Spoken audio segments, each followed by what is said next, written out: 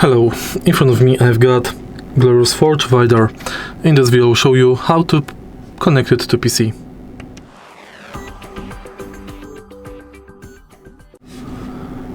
In the beginning, let's start with connection possibilities. First, we can connect the mouse to PC directly via this dongle.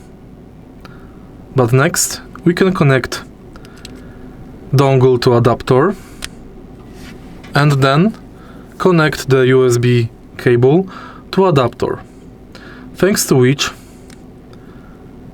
when your mouse will be low on the battery, you can quickly disconnect it and connect it to your PC directly. Now let's take a look at the PC. Firstly, let's connect the adapter with dongle to PC via cable.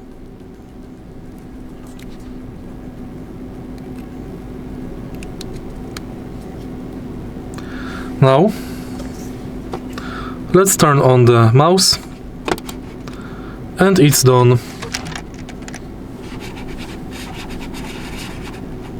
As you can see, the mouse is now working. There is no further need to go to any settings to set up anything. If you find this video helpful, please leave like, comment and subscribe.